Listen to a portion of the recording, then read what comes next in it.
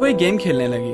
Guitar पे एक धुन बजाती और मुझे पहचानना होता कि कौन सा गाना है। 2-3 गाने मैंने पहचाने और तब तक म्यूजिक मैम आ गई और साथ में भीड़ को भी आना है। मैम ने आते ही पूछा मुझसे, वो तेरा दोस्त नहीं आया आज? तो मैं कुछ बोलता ही, पर उससे पहले रितु ने बोला, नहीं मैम आज वो एब्सेंट है। और इतना बोलकर वो मुझे देखकर मुस्कुराने लगी। फिर मैम ने बोला, चलो प्रैक्टिस शुरू करें, बहुत कम टाइम रह गया है। पूरे कोर ने गाना शुरू किया और मैम भी हारमोनियम बजाने लगी।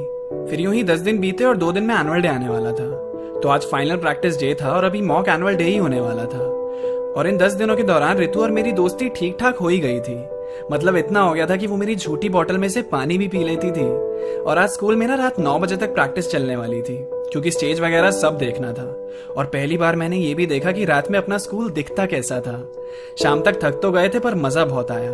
अब घर हमें स्कूल बस ही छोड़ने वाली थी, तो म्यूजिक के बच्चों को मैम ने एक साथ बुलाया। हम सब एक ही बस में जाने वाले थे, 60 बच्चे एक बस में। स्कूल का भी अलग ही जुगाड़ था। जाहिर है छोटी सी बस में सबको सीट मिली नहीं, पर मैंने तो अपनी विंडो सीट पे पहले ही कब्जा जमा लिया था। अब 3 वाली सीट पे विंडो की तरफ मैं, बीच में रितु और साइड में दक्ष बैठा था।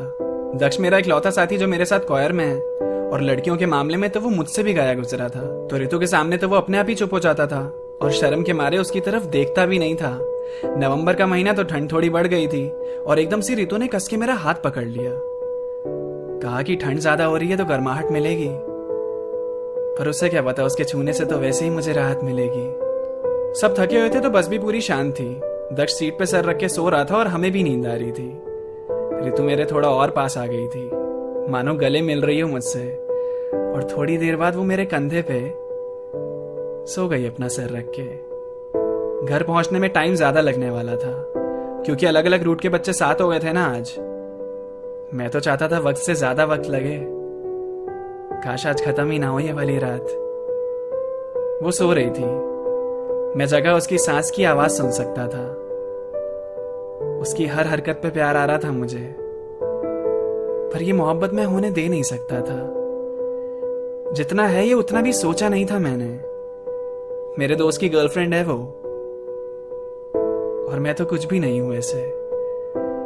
फिर धीरे धीरे बस खाली होती गई। दक्ष भी चला गया और रितु का भी घर आ गया। मैंने जगाया उसे और बोला, आपका स्टॉप आ गया। वो मुझे देखकर पता नहीं इतनी खुशी से क्यों मुस्कुराई, फिर बाय कहकर चली गई। ये रात मैं कभी नहीं भूलूंगा। स्कूल लाइफ की सबसे बेस्ट चीज मेरे साथ आज ही हुई।